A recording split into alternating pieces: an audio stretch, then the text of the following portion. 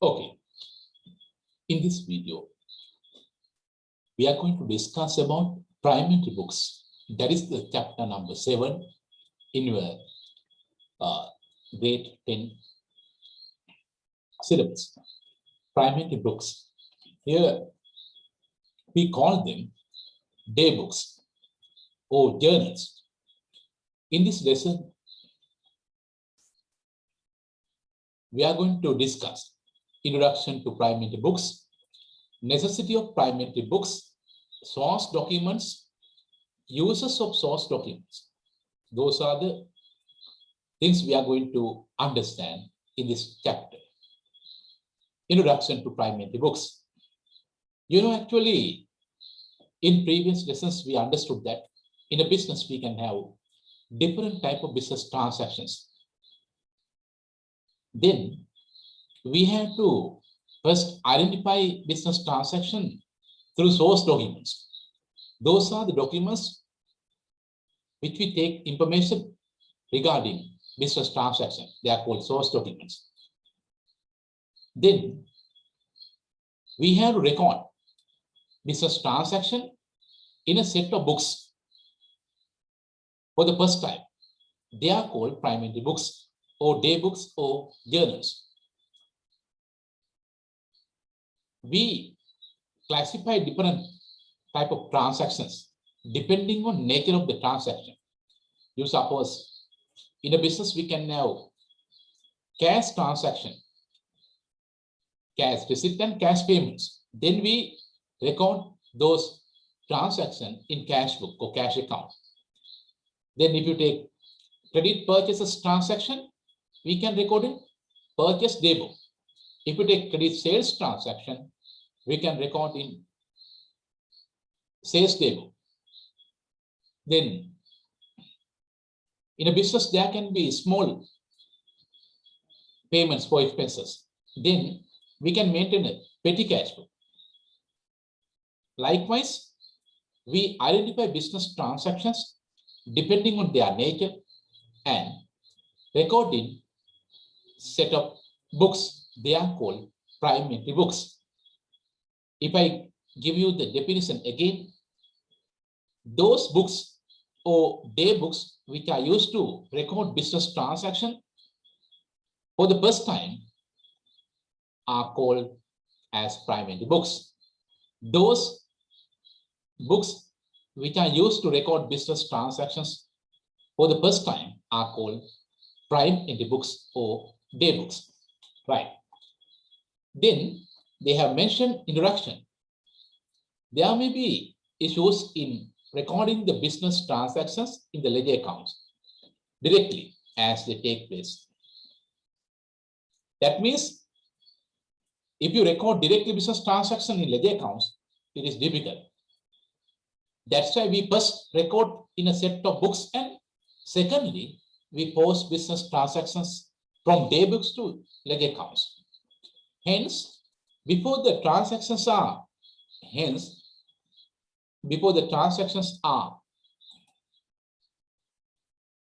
recorded in ledger accounts, they should be recorded in a separate set of books known as the primary books. Right.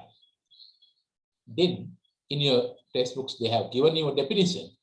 The primary books are the books in which the transactions of a business are recorded at first.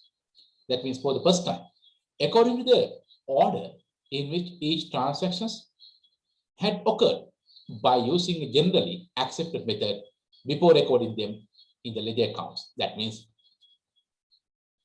depending on nature of the business transaction, we can classify and record for the first time in a set of books. They are called primary books, or we call them day books or subsidiary books or journals. Here they have given you primary books are also named as journals or day books and subsidiary books. Right. It is not suitable to record all the transactions in a single primary book. That means we can't record all the business transactions in one day book or in one primary books or in one journal. Hence, the transactions have to be classified and recorded based on their nature and other common characteristics. Accordingly, the transactions which are similar in nature and occur recently should be recorded in different primary books. That means we first identify business transactions depending on their nature, then we classify depending on their common characteristics and record in separate books. Then here you are given a table. It is included type of transactions and primary books. In the first column, they have given the type of transactions and primary books in the second column. If you take cash book, then in the cash book, we record transactions related to the receipt and payment of cash. That means in a business, you receive money and you have to pay money. Then we record in the cash book, that is the day book. If we take bank account, then we record in the bank account transactions carried out through the bank current account. Here we talk about bank current account. But normally in the business, we can have three types of bank accounts: normal savings account, fixed deposit account, and current account. Here we talk about bank current account. Then if there is any transaction related to bank current account, then we can record those transactions in the bank account. Then third primary book is petty cash book. Petty means small. Then we record petty cash transaction.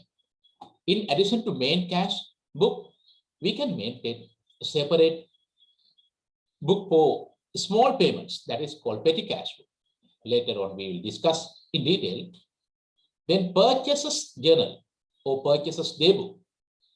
What we are going to record in purchases journal?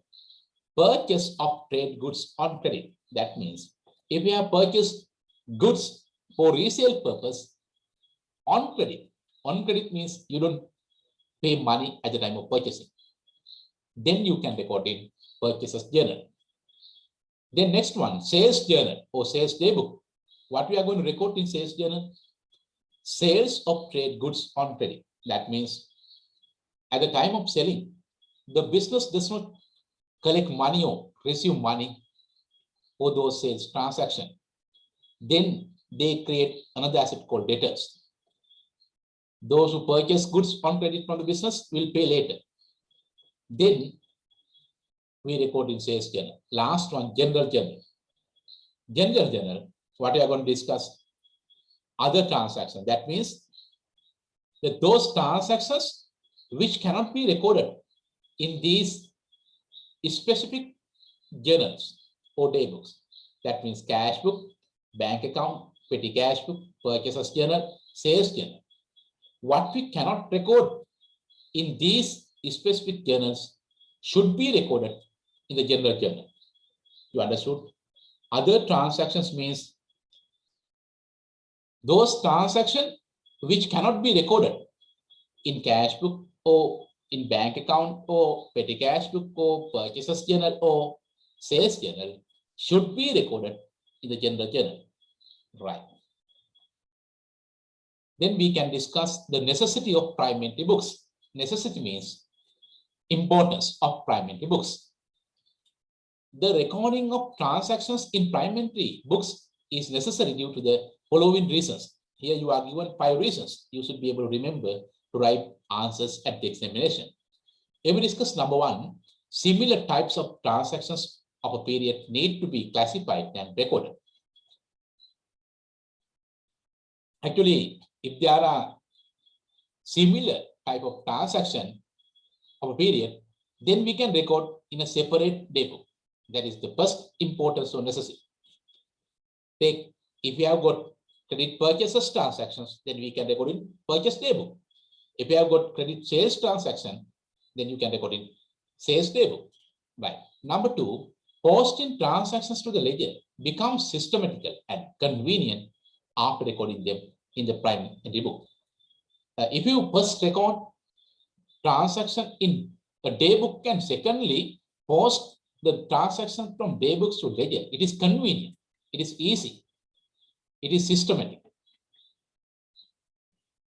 Third one, responsibility of preparing each prime entry book can be assigned distinctly to various individuals, and accordingly, the business could minimize possible errors and frauds. You know, practically, we assign different individuals to record different type of business transaction. One person is not given to record all the transactions occurred in the business place, because there can be frauds and errors. Especially, we can avoid frauds. You know, what do we mean by error? Errors are the things which are done by mistakenly. But when it comes to frauds, are the things which are done by purposely. Therefore, if you assign the responsibility of recording business transactions, different transactions to different individuals, then we can avoid possible errors and frauds. For example, petty cash. The maintaining of petty cash book can be given to one person. Practically, in accounts department, one of the accounts clerk is given to record transaction related to petty cash. Then we can avoid possible errors and frauds. Next one, it is easy to maintain the ledger because the totals of prime entry books are posted to the ledger, which minimizes the number of entries posted. It is easy to maintain the ledger because the totals of prime entry books are posted to the ledger, which minimizes the number of prime entries posted. You know, if you directly record in day books, and secondly, if you post the transactions from day books to ledger, we can have the summary. We can minimize the volume of transaction. Therefore, your ledger will be minimized. Right. Last one, minimizes the occurrence of accounting errors, and it is easy to find out such errors. You know, if you maintain day books or prime entry books separately for different type of transaction, you can avoid accounting errors. Then it is easy to find out such errors. Right. Information of the transactions is obtained from source documents to record them in the prime entry books. Therefore, it is important to understand the relationship between the prime entry books and the source document. Right. You know, at the beginning, I told you, we take information, details from source documents to record business transaction in day books or prime entry books. Therefore, now we are going to understand what the source documents are. Right. The source documents, you know, source documents are the documents which are used to take details regarding business transactions occurred during a certain period of time. Source documents are the documents which are used to take details regarding business transactions occurred during a certain period of time in a business. For example, if you want to record cash receipt and cash payments transaction in cash book or cash account, we have to use a receipt to take details regarding cash receipt. We have to use a payment voucher to take details regarding cash payments. For example, if you want to record credit purchases transaction in purchase day book, you have to take details from the purchases invoice. If you want to take details to record credit sales transactions, you have to use sales invoice and take details from sales invoice. Those are the examples for source documents. Right. Here, as and when transaction takes place in a business, the documents prepared by, including all the details of such transactions and authorized by a person in charge, are known as source document. In your book, they have given you a definition. But I just gave you simple definition. Those documents which are used to take details regarding business transactions occurred during a certain period of time are called source documents. Example, cash receipts, cash payment voucher, sales invoice, purchases invoice, petty cash payment voucher, and journal voucher. Right. Each source document prepared by a business is assigned a serial number. If the document is prepared by a business, then there should be a serial number. But if you receive a source document from other business, then you can't expect serial number order, because we receive source documents from different type of business organization. They have serial number order, but we can't expect the serial number order. But if the business issue a source document to another party, then we can expect serial number order. That is the number included in the on the page of the source document. Source documents are used as a basis for recording the transactions in the prime entry books of a business. That is the base. We use information available in source documents to record those transactions in tables. Right. Now we can check what are the details available in a source document. Available in a source document. Right.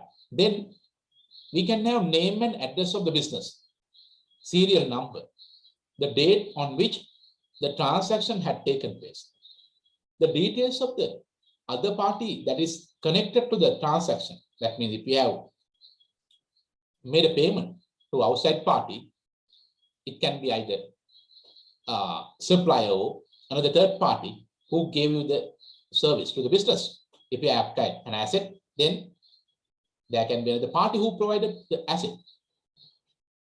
Then description of the transaction, the monetary value of the transaction, signature of the officer who is responsible for the transaction. That means the person who prepared the source document should put the signature of his own. Then only we can understand who has prepared this source document. Right. The table given below shows example of various source documents used for recording transactions in different type of prime entry books. Right. Here again you are given another table. In this table, first column prime entry books, second column source document. Right. We'll see cash book. Then we have used receipt, payment voucher. Regarding cash receipt, we can use receipt. Regarding cash payments, we can use payment voucher as source document. Then second prime entry books, bank account. Then what are the source document? Deposit slips. When you go to the bank and deposit money in your bank account, you have to first fill a deposit slip. That is the source document. Payment voucher, bank statement. Bank statement. You will understand the nature of bank statement later. It is sent by the bank to the account holder or the business. Checks return notifications. Petty cash book. What is the source document? Petty cash payment voucher. Purchases journal. Then what is the source document? Purchase invoice. Sales journal. The source document will be sales invoice. Last one, general journal or main journal. Source document will be journal voucher. You should be able to remember these source document related to each prime entry book. I will repeat the same thing. Cash book, receipt, and payment voucher. Regarding cash receipt. Regarding cash payments, we use payment voucher. Bank account, deposit slip, payment voucher, bank statement, check return notification. Petty cash book, petty cash payment voucher. Purchases journal, purchase invoice. Sales journal, sales invoice. Journal or main journal, journal voucher. Right. Next topic, uses of source documents. That means advantages of source document. Source documents could be used for the following purposes. That means at the examination, you will be asked to write or mention advantages of using source documents or maintaining source document. Then you can list these uses. Can be used as an initial document for a transaction. Right. We can use a source document as an initial, that means original document. That means it provides the details regarding business transaction. Therefore, any source document can be used as an original document. Initial means original document for a transaction. Second advantage or use, can be used as a written evidence of the transaction. At any situation, we can provide as a written document, source document. If there is no source document, we can't prove the transaction. Therefore, it is a written evidence. Number 3, additional information on transactions can be obtained. If you want to check the transaction in detail, everything will be there in the source document. That is the third advantage. Fourth one, can be used for recording transaction in the prime entry books. Yeah, that is the discussion we had regarding source document earlier. For us to record different type of business transaction in different day books, we had to use source documents and take details regarding those transactions. That is number 4. Last one, responsibility can be assigned to a specific officer as it is authorized by that person. That means we can pass the responsibility to the person who prepared the source document easily. That is the last uses. Right. You can study each of the prime entry books mentioned above in detail in the next chapter. Right. Here we are given an activity. Number 1. Then we can read and understand each of the following statements related to prime entry books and state whether they are true or false. Right. Now we can read and decide whether they are true or false. Prime entry books are used to record transactions by classifying them according to their nature and common characteristics. That is true, no? According to their common characteristics and nature, we can classify different type of transaction and record in a set of books. That is true. Number 2, prime entry books are prepared instead of ledger accounts. No, we don't prepare ledger accounts instead of prime entry books. We have process of recording business transaction. We use prime entry books to record business transaction for the first time. After that, secondly, we post business transaction from day books to ledger accounts. Therefore, second statement is wrong. The sales journal is used to record the trade goods purchased on credit. No, that is wrong. The sales journal is used to record the trade goods sold on credit, what they had purchased for resale purpose. The sales journal is used to record the trade goods sold on credit, what they had purchased for resale purpose. Therefore, that is also false. Third one also false. It is not correct. Number 4, prime entry books are also known as journals day book. That is correct. Prime entry books are also known as journals or day books. Right. Number 5, all transactions that had taken place in a business should be recorded first in prime entry books. Yes, all transactions that had taken place in a business should be recorded first in prime. Yes, we record business transaction for the first time in prime entry books. Then secondly, we post from day books to ledger. That is also correct. Number 6, the transactions that are recorded in the prime entry books are using source document. Yes, the transactions are recorded in the prime entry books using source documents. Correct. We use source documents to take details regarding business transactions and record in a set of day books. That is also correct. Number 6, correct. 7th one, after recording transactions of a business in prime entry books, they should be posted to ledger accounts. Correct. After recording transactions of the business in primary books, they means a transaction should be posted to ledger accounts. Correct. For the first time, we record business transaction in day books. Secondly, we post business transaction from day books to ledger accounts. That is also correct. 7th one correct.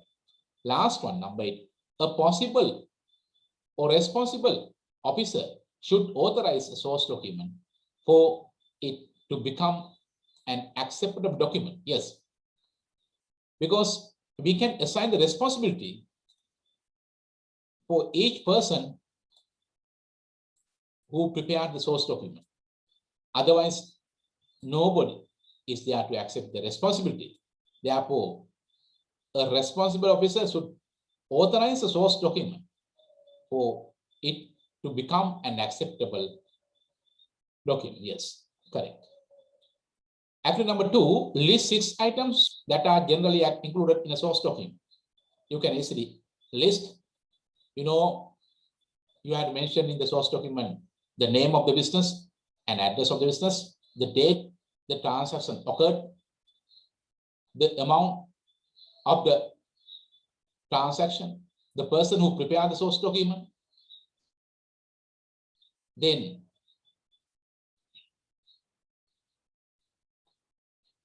here you are given serial number, name and address of the business, serial number, the date on which the transaction had taken place, the details of the other party that is connected to the transaction, description of the transaction, the monetary value of the transaction, signature of the officer who is responsible for the transaction.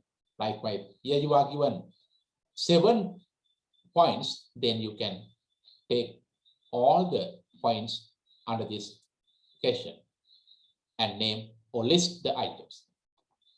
Activity number 3, write examples for transactions that are recorded in each of the following prime entry books. Prime entry book, example of transaction. Petty cash, we record petty cash payments. General journal, what we cannot record it in a specific journal, we should record in the general journal. That means what we cannot record in purchase day book, sales day book, cash book, petty cash book, we have record in general journal. Sales journal, what the business has sold on credit and what they had purchased for resale purpose. Bank account, transaction occurred by using checks or transaction occurred through a bank current account. Cash book, cash receipt and cash payments. Purchases journal, if the business has purchased goods for resale purpose on credit, then you can record in purchase journal. Activity number 4, in the following table, column A shows the prime entry books here. Column B shows the source document. Match each in column A with B. Cash book, what? Bank account, petty cash book, purchase journal, sales journal, general journal. Right.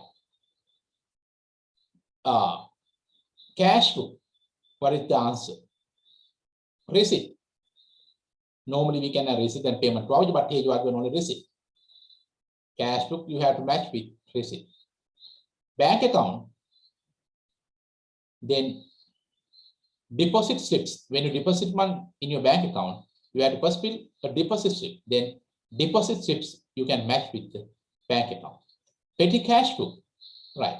Then in the petty cash book, we record small payments made by the business. Then petty cash payment vouchers. Petty cash payment vouchers, you have to match with the petty cash book. Purchases journal. Then for to record transaction in purchases journal, we have used purchase invoice. Then you can match purchase invoice with purchases journal. Then sales journal, for you to record business transaction in your sales journal, we have to use sales invoice. Sales invoice you have to match with sales journal. Then general journal, you have to match with general voucher. General voucher is used to record transaction in the general journal. Right.